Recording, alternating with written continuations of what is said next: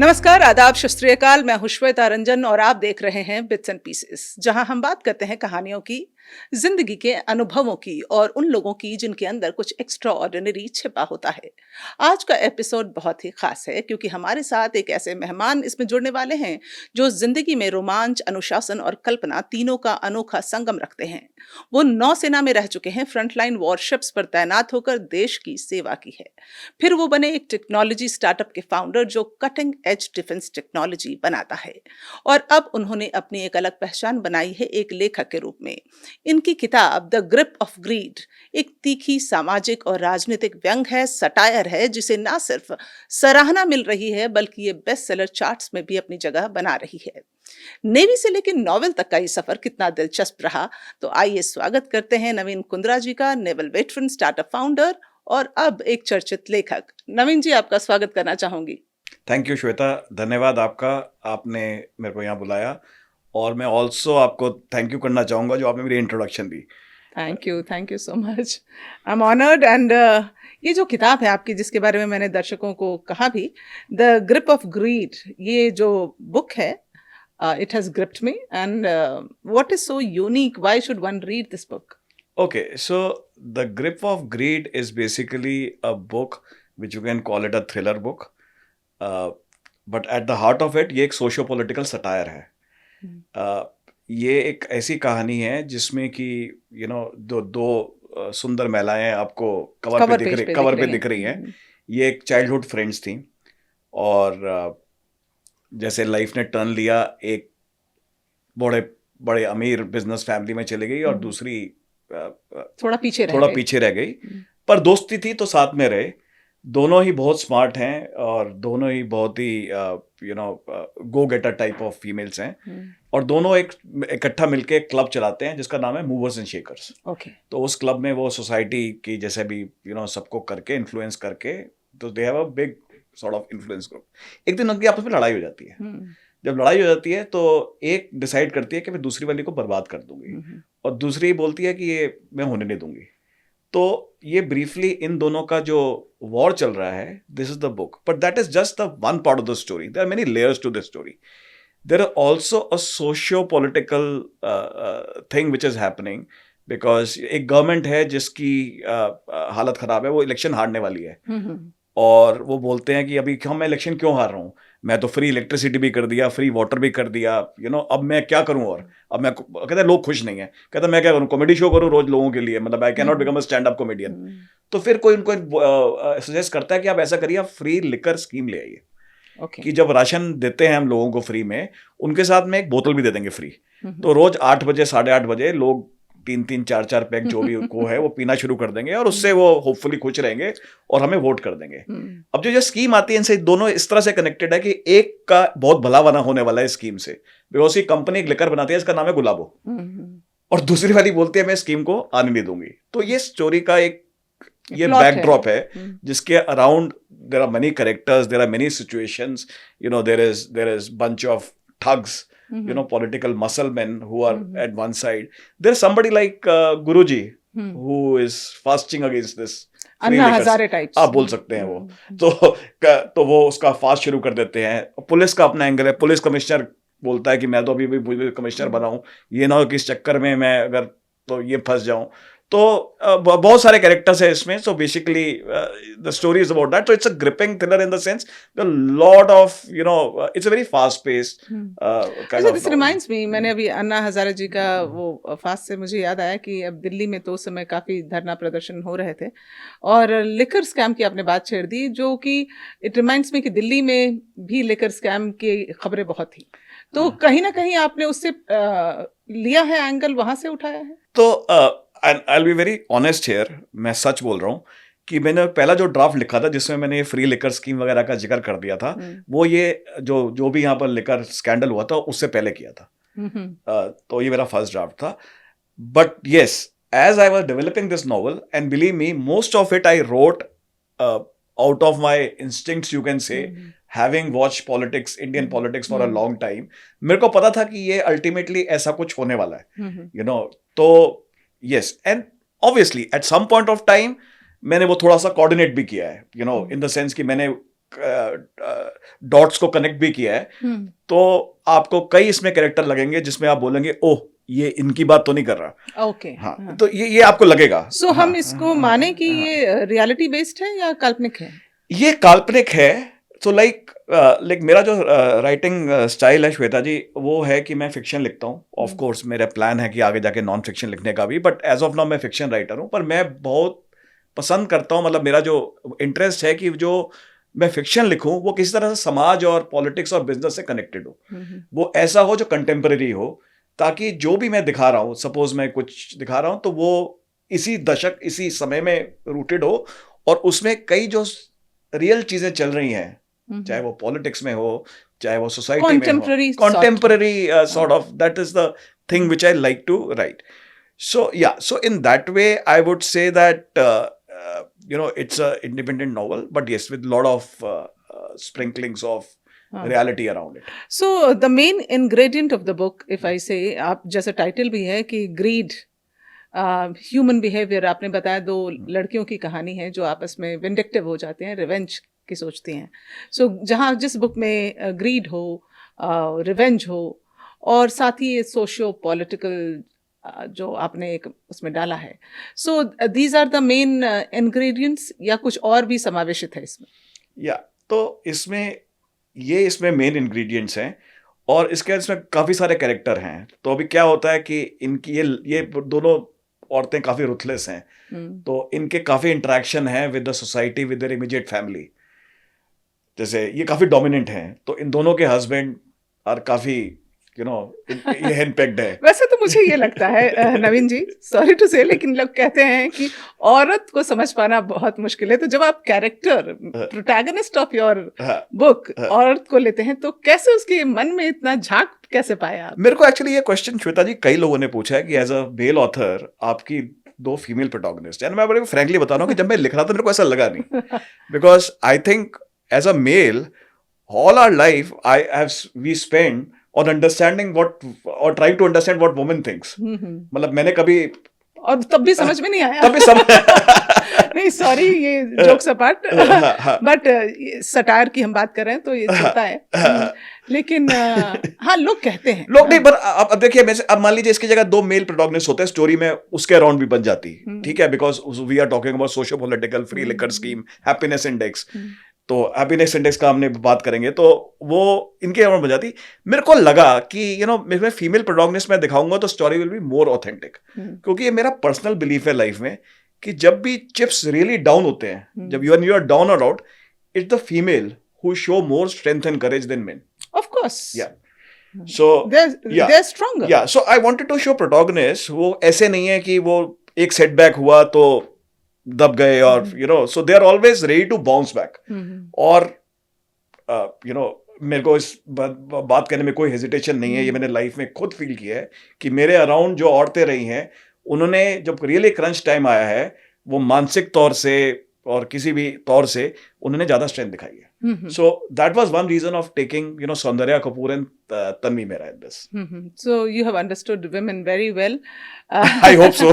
You were just mentioning happiness index, आप कह रहे थे, जो हम पहले भी बात कर रहे थे कि happiness index इसमें आपने दिखाने की कोशिश की है कि कम है लोगों में। हाँ, तो happiness index आजकल क्या है ना कि सर्वे होते रहते हैं। देखो हर कोई मैगजीन बोलता है, तो आजकल एक नया टर्म आ गया happiness index, जिसमें कि बोलते हैं इंडिया 150 160 है, and Finland is number 1 and all that.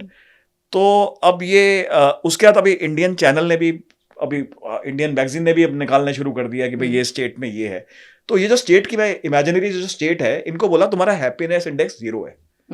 So then कहानी शुरू हुई कि हम अपने हैप्पीनेस इंडेक्स को पूरा कैसे करें। जो कहानी वहां शुरू हुई कि चलो उसके लिए आप क्या क्या कर सकते हो, बहुत कुछ कर सकते हो, आप ट्रांसपोर्ट सुधार सकते हो, आप पॉल्यूशन कम कर सकते हो।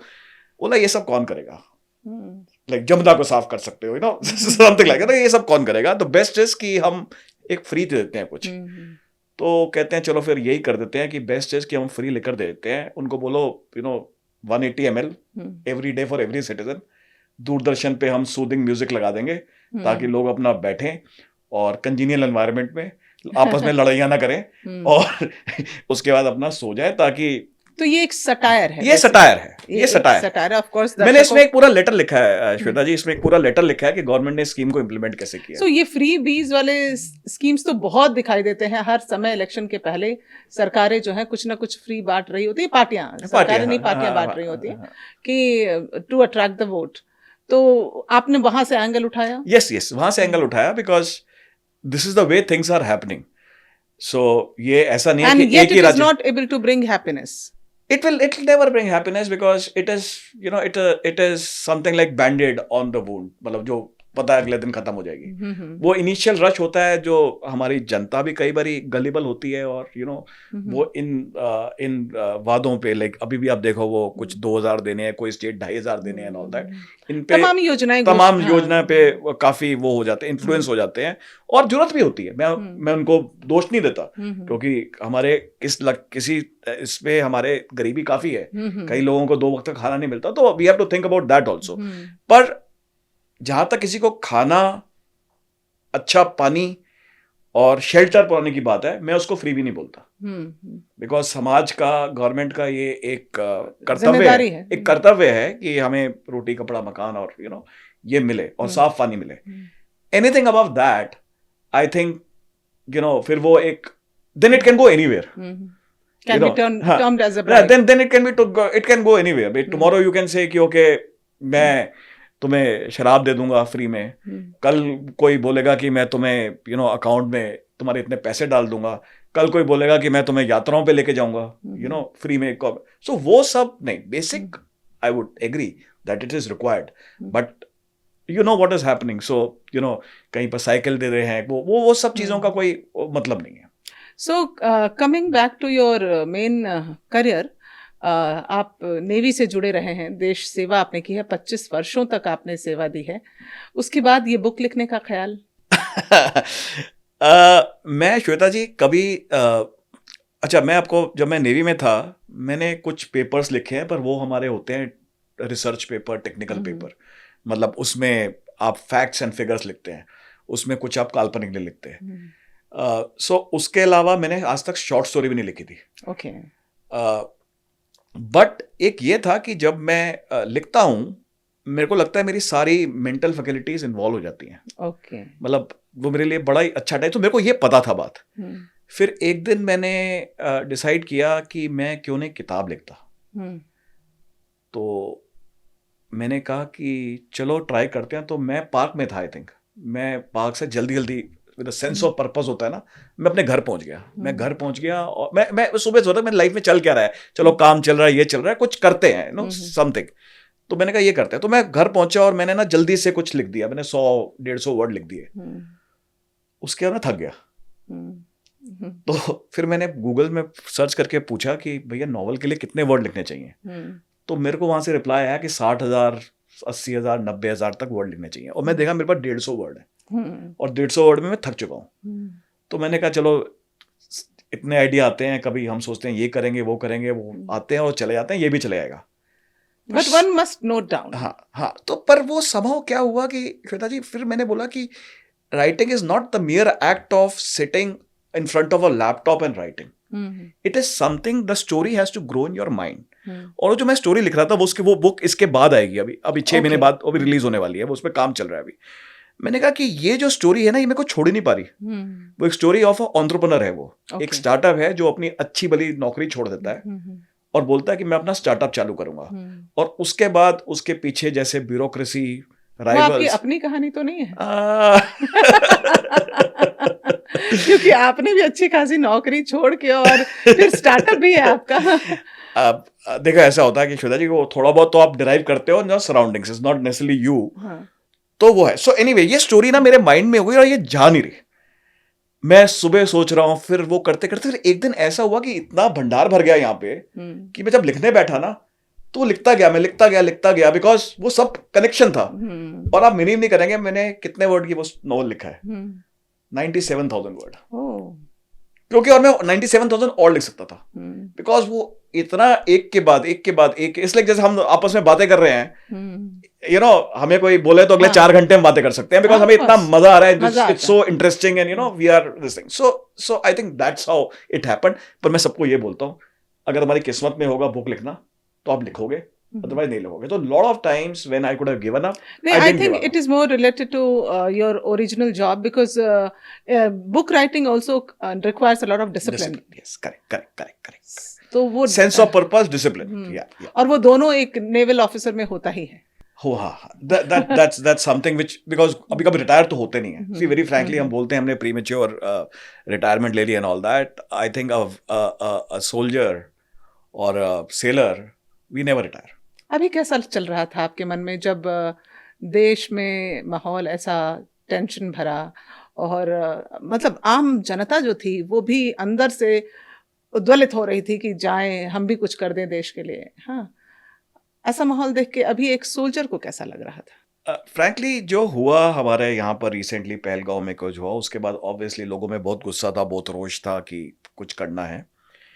बट सोल्जर का माइंड थोड़ा सा अलग तरीके से काम करता है. बिकॉज ये तो एक बात हो गई बोलना कि आप कुछ करो, दूसरा है कि आप वो करोगे तो उसमें आप क्या क्या इंस्ट्रूमेंट्स यूज करोगे, उसमें आपका what will be your contingency plan. Because किसी भी युद्ध में, किसी भी स्कर्मिश में ऐसा नहीं है कि आपको सिर्फ विक्ट्री, कंप्लीट विक्ट्री मिलेगी.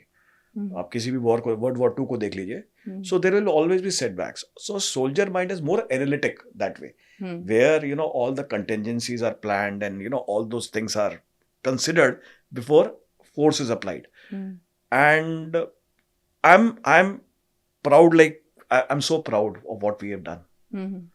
Like 4-5 days what we have done, हमने 3-4 चीजें करी हैं which are like mind boggling. First of all, foremost for me, demonstration of the technology we have acquired, which we have now. इसमें से काफी कुछ है जो हमारे देश में बनी है, और जिस तरह से उनका यूज हुआ है, जैसे which is I think which right now I'm sure will be studied by many armed forces around the world. Because everything is like pinpoint. मैं एक आर्टिकल पढ़ रहा था एक जनरल साहब का कि हमारे पास अब जो नाविक करके जैसे जीपीएस नाविक है, उसकी एक्यूरेसी इतनी अच्छी है कि हम एक्चुअली एक कोई छोटा सा व्हीकल भी जा रहा हो, हम एक्चुअली उसको पिन पॉइंट करके मार सकते. तो precision strike, precision strike. So that is one this thing. Our air defence capability which अब अभी तो खैर मतलब हम सबको पता है. So for me this war has been about India's technological development or whatever has happened, how we have absorbed the technology. And I also think for future we have to, now the base is set, where we have to make the Make in India initiative and get into indigenous development of weapon sensors, so that we are self sufficient. आपने एक बात देखी हो कि कोई साथ नहीं देगा. नहीं, वो सच्चाई है. लेकिन मैं कल ही किसी से बात कर रही थी कि जैसे पहले जो सैनिक होते थे, योद्धा होता था, वो मैनुअल लड़ाई होती थी, वॉर. हाँ, धीरे धीरे हम तोपों तक आए, बंदूकों तक आए, और अब ऐसा है कि ड्रोन्स और बड़े बड़े इक्विपमेंट्स, हम टेक्नोलॉजी की बात कर रहे हैं. We have come so far, but इसमें जो हमारा स्वदेशी है, जो नारा भी है मेक इन इंडिया, उसका हम कितना इस्तेमाल कर रहे हैं और हमें कितना आगे जाने की जरूरत है अभी. तो मैं इसका जवाब दूंगा कि आई थिंक आपने एकदम सही बात बोली है. The nature of warfare is changing. Obviously जो हमारे पुराने हैं, like you have infantry, armour, they have still very big role. But आजकल जो वॉर होंगे वो क्विक एंड फास्ट होंगे, बिकॉज उससे पहले इंटरनेशनल कम्युनिटी और whatever it is, they come into picture. So the nature of warfare is changing. And अब जब आप ड्रोन की बात करते हो, जैसे अभी यूक्रेन में जो वॉर हो रहा है, उसमें वो देख रहे हैं कि $500 का ड्रोन $1 मिलियन टैंक को बर्बाद कर रहा है. तो एक एसिमेट्री हो गई है, इन द सेंस कि आप जितने स्मार्ट हो आप उतना अच्छा फाइट कर सकते हो. अब जरूरत नहीं है कि आपको वही असला, वही इक्विपमेंट चाहिए जो हमारे पहले से हमारे दिमाग में था, जो शुरू हुआ था पैटर्न टैंक से कि 65 में 65 टैंक दे दिया उसको. वो चेंज हो रहा है. अब आपका जितना दिमाग है उसके हिसाब से आप something like COTS होता है, commercially off the shelf technology. So a lot of commercially off the shelf technology is being adopted into defense.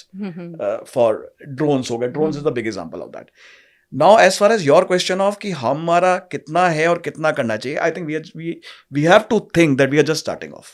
Okay हमारा आकाश तीर वगैरह बहुत अच्छा इन्होंने, और ये सब न्यूज़ में ओपन मीडिया में है, तो देयर इज नॉटिंग कॉन्फिडेंट, इन्होंने बहुत अच्छी परफॉर्मेंस दी है, बट हमें रियलाइज करना है कि we have to take it to 10 times more level.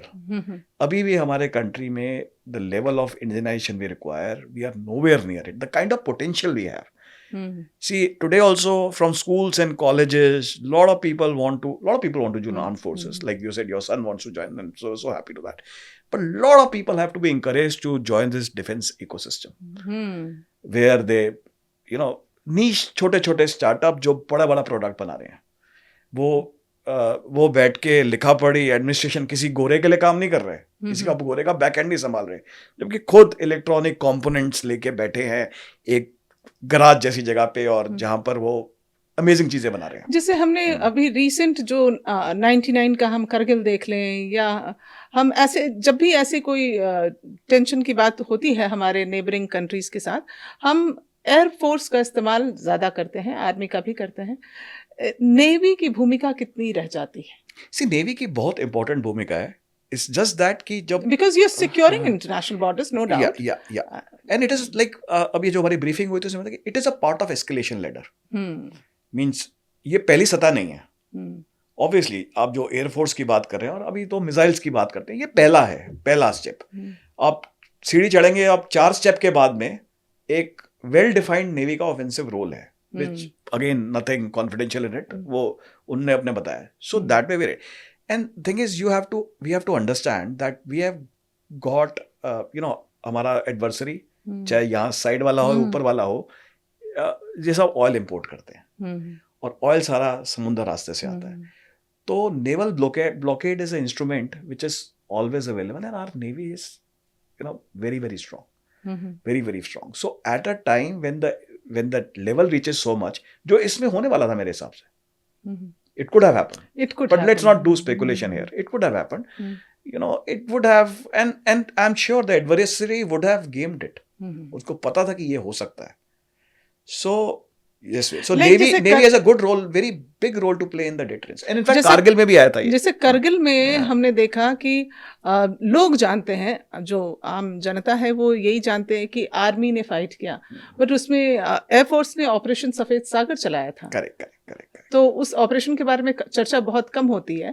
सो वैसे ही कहीं ना कहीं जो है, आप नेवी के भी ऑपरेशन चलते हैं, एयरफोर्स के भी चलते हैं, उसकी खबरें उतनी नहीं आ पाती. पर अभी धीरे धीरे लोग समझ रहे हैं, बिकॉज क्या था कि हमारे जो कॉमन लोग थे, उनकी डिफेंस की अंडरस्टैंडिंग आज 20 साल से पहले बहुत ज्यादा है. तो आज आप कॉमन भी किसी से आप बात कर लीजिए, he will tell you about कि ड्रोन आ गया, ये आ गया, तो वो बढ़ गई है.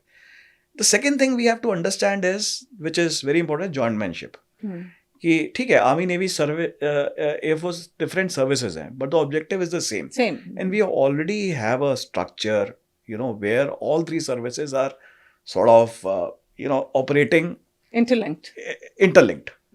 So एक का जो एसेट है वो दूसरा यूज कर रहा है, और दूसरे का एसेट पहले वाला यूज कर रहा है, and that is how it is. So I think अगर आप सर्विस ऑफिसर से पूछेंगे, उनके बीच में ऐसा कोई डिस्टिंक्शन नहीं है. In the sense, everybody knows what role everybody is playing. How is the life of a naval officer? Life of a naval officer is very exciting. Means, I'll tell you why. Because, first of all, like हमें बोला था, join the Navy, see the word. Right? आपको पता नहीं, I don't know वो ad अभी आते हैं कि नहीं. हमारे टाइम पे वो बड़े आते हैं कि join the Navy, see the word. But पानी ज्यादा देखने को मिलता है. एक्चुअली अभी मैं बोल नहीं सकता ये, तो पानी ज्यादा देखने को मिलता है. अगर आप किसी पोर्ट में भी जाते हैं तो 2 दिन में निकल जाते हैं, तो काफी time. Salute to all the officers. तो but the kind of exposure which navy gives you is unmatched. I will tell you why. Because navy is a service which is at the cutting edge of technology, right? So यहाँ पर every naval officer by and large get a very very wide exposure. Because क्या होता है हमारे, like बाकी सब में क्या होता है कि there is a branch and all, हमारे भी ब्रांचेस हैं, बट हमारी एक यूनिट है विच इज शिप, राइट? तो उस शिप में हर कोई जाता है. सो लाइक जैसे हमारा एक्शन स्टेशन जो हमारा, जैसे एयरक्राफ्ट में if you go, so pilot goes, and obviously the people down below are doing a very, whereas in case of ship, right from the every branch, this thing is there. So exposure is very high. So that is one great thing about Navy. Our uniform is very good. I think it is the best. Our, I love it, हाँ, बहुत सुंदर है। our misses are very good. We get a good exposure. I don't know. We stay in better cities. हाँ We stay in Bombay, हाँ, Goa. Goa. We stay in, yeah. So that way, I would say it's a quite a this thing. And yeah, generally, because what happens, see, Navy ka, see, US Navy is big, right? Royal or UK Navy or whatever, Royal Navy, whatever they call it, that is big, and a lot of cultures, traditions that come from there. So that way, a naval officer is very outward looking because of the traditions or because of the kind of interactions which take place. Yeah, so it's like that. So you wanted to set another milestone. That's why you opted to start your own work. Entrepreneurship में आप आए। Yeah. और क्या करती है आपकी company? So we do products and technologies which are niche, right? Which can be used by our forces or paramilitary or homeland security, which are state of the art and which can sort of, so it's basically import substitution, which you don't have to import from here. We will make it over here and do it in a good way. So I have been working in this field for, but obviously I cannot tell you the product technologies, but that is the kind of area I work in. So basically trying to, again, one of the very, very small contribution in Atmanirbhar or Make it in Bharat. ये आत्मनिर्भर भारत बनाने में जब से ये नारा शुरू हुआ है, हर कोई मुझे लगता है कि कुछ ना कुछ प्रयास में लगा है कि आत्मनिर्भर, वो लगना भी चाहिए। हाँ, लगना भी चाहिए। बट अभी स्टार्टअप कल्चर को आप, ये जो पूरा इकोसिस्टम है, आपको आप कैसे देखते हैं? सी बहुत इम्प्रूव हुआ है, बहुत इम्प्रूव हुआ है। स्पेशली डिफेंस जो स्टार्टअप्स हैं उनको फर्स्ट ऑफ ऑल तेरे कई चीज़ें हो हुई हैं। पहले क्या था कि आपको ना आर्मी हेडक्वार्टर, नेवल हेडक्वार्टर में जाना, ना लोगों को मिडल मैन लगते थे। ये सच्चाई है, बिकॉज कि मिडल मैन है वो जाके बात करेगा, जो बना रहा है या फिर जिसको कुछ ऑफरिंग है वो नहीं करेगा। ट्रांसपेरेंसी नहीं थी, वो ट्रांसपेरेंसी बहुत ज़्यादा हो गई है। ओके, बिकॉज अपनी जो सर्विस है, all 3 services are very approachable. वो टाइम टू टाइम पे इंफॉर्मेशन पब्लिश करते हैं कि उनको क्या चाहिए। पहले तो ये नहीं पता चलता था, मतलब आप बोल रहे हो कि मेरे को कुछ करना है, आपको पता ही नहीं पड़ना क्या है। सो वो बहुत हो गया। अभी MOD ने भी बहुत सारी एजेंसीज खोली हैं which are providing financial assistance, mentorship to startups. So it's a good space. Is it the best? No. Still long way to go. बीच में अभी भी ब्यूरोक्रेसी है जहाँ पर कि छोटे से छोटे स्टार्टअप को कंप्लायंसेस बहुत ज़्यादा हैं और like Penney wise pound foolish if you ask me. मतलब अगर आप छोटे से कंपनी को छोटी सी सहायता कर रहे हो, थोड़ा सा उनको लीवे दो, थोड़ा उस पर ट्रस्ट करो। जो आप करते हो जब बड़ी बड़ी कंपनियां पैसे लेके भाग जाती हैं, तो वो अभी भी रिफॉर्म बाकी है। But I think we are going in the right direction and जो 4-5 दिन हुआ है हमारे पीछे, इससे और रिफॉर्म्स होंगे। तो ये जैसे एक आपने ब्लॉकेजेस कहा कि बीच बीच में आते हैं, वैसे ही कभी राइटर्स ब्लॉक भी होता है? ओह, राइटर्स ब्लॉक, बिकॉज अब आपकी अगली किताब आ रही है और मैं बिल्कुल समझ रही हूँ कि कहीं ना कहीं अभी आपने मेंशन किया सब उसी के इर्द गिर्द है। सी राइटर्स ब्लॉक, या कुछ चीजें मैनिपुलेट करनी पड़ती है क्योंकि लगता है कि नहीं ये लिखेंगे तो इससे कंट्रोवर्सी हो सकती है। या वो भी है, बट राइटर्स ब्लॉक बेसिकली कब आता है, कि जब आप प्लॉट में अटक जाते हो। अब आप चाहते हो, ऑब्वियसली आप तो बेस्ट करना चाहते हो, अब आप प्लॉट में अटक जाते हो, फिर आप बोलते हो कि क्या करूं, वो आइडिया नहीं आता। वो आइडिया नहीं आता तो आपको जो लिखा होता है फिर उसको बंद कर देते हो। तो ये चलता है and this is a process. That's why book लिखने में 1-2 साल लगते हैं, बिकॉज अगर ये लीनियर प्रोसेस नहीं है, it's a very non linear process. तो कई बार मैं कई लोगों को बोल रहा हूँ कि बुक लिखने के बारे में ज़्यादा बोलता हूँ, लिखता कम हूँ, because you are thinking in plot. जिस दिन वो प्लॉट क्लियर हो जाए उसके बाद it's like smooth sailing from there. तो मैं क्या करता हूँ, मतलब मैं जैसे कोई स्टोरी लिख रहा हूँ शुरू से, मैं कभी कभी आखिरी से लिखना शुरू कर देता हूँ। So just to get out of that block कि आगे बढ़ नहीं रहा, कुछ और लिखना शुरू कर दो, आगे से शुरू कर दो, पीछे शुरू कर दो, और बाद में पता है कि वो जैसे मनमोहन देसाई था ना, बाद में सबको ज्वाइन कर ही देगा। जैसे मैं तो I come across lot of people who want to write a book, they have because there is a story in everyone's life. हर किसी के पास है ही स्टोरी है, लेकिन उसको लिखने और कागज पे उतारने में बहुत वक्त लग जाता है। कुछ लोग सोचते रह जाते हैं, वो कैसे होता है, संभव कैसे है कर आपको पाना? अंदर होनी चाहिए वांट बहुत ज्यादा। हम्म, आपको ये होना चाहिए कि ये मेरी लाइफ का सबसे प्राइमरी ऑब्जेक्टिव है for that period of time, hmm, otherwise नहीं लिखा जाएगा। उसको या फिर कहीं ना कहीं प्रायोरिटी प्रायोरिटी में आपका रखें। नंबर 1 होना चाहिए कि जब आप सुबह उठें तो आप अपने नॉवल के बारे में सोचें, जो भी आप बुक राइट लिख रहे हैं, चाहे वो फिक्शन नॉन फिक्शन हो, क्योंकि क्या है ना कि it requires that nurturing. It's not a side act. अब मेरे को भी बहुत लोग मिलते हैं, and मैं भी कोई बड़ा ग्रेट नहीं, मैंने 2 बुक लिखी है, बट एनीवे 2 बुक से इतना समझ आ जाता है। But dedication is important. Dedication is important and it is too important. It's like you have to imagine कि यार ये बुक तो मेरे को दुनिया में लेके आनी है, बाकी सब can wait. This is my priority number 1। आप मानोगे नहीं, ये जो बुक है मैंने, जो अगली वाली आ रही है, इसको मैंने what is it titled as? अभी सोच है, it's titles I have Still suggested under, many, हाँ। Still under lot of options. ये ऐसा है कि मैंने, I am sure, I am not joking, कि मैंने वो लिखा and then I remember I had taken a train from Punjab to Delhi for some work I had gone, और वो ओवरनाइट जर्नी थी आई थिंक। मैं कुछ डिनर विनर होता है ट्रेन में आई थिंक, तो मैं उठ गया उसके बाद में। मैं बोला यार ये तो ऐसा नहीं हो, सही नहीं हो रहा जो मैं लिख रहा हूँ, लेट मी डू इट। सो मैंने अपना लैपटॉप निकाला और for next 5-6 hours till we reach Delhi I worked on the novel. Means it is It is continuously hitting your mind. I am working, I am doing other things, I have gone for some work, You can't think anything but else. you are, it's there in the back of the mind. और आप मानोगे नहीं, मेरे को इतनी बेचैनी हो गई कि मेरे को इसको करेक्ट करना है। Mhm. And yeah, I'm not joking. This is like, you know, really happened because normally वहाँ फ्लाइट नहीं थी, I took a train, और मैं वो करता रहा जब तक दिल्ली आया, तब तक मैं उस पर काम करता रहा, because इतना ज़्यादा, what do you say, अब वो है उसमें ना कि एक जुनून कहते हैं उसको। हाँ, जुनून ही कहते जुनून, हैं। आपकी हिंदी बड़ी अच्छी है। जोश, जुनून, जोश, जज्बा जुनून, हाँ, तीनों है। जज्बा, हाँ, वो एक वो होना चाहिए। तो आप जी। लिखेंगे, मेरे को पक्का पता है आप लिखेंगे। Thank you so much, and it was great interacting with you. Thank you Shweta, thank you so Indra ji. Much.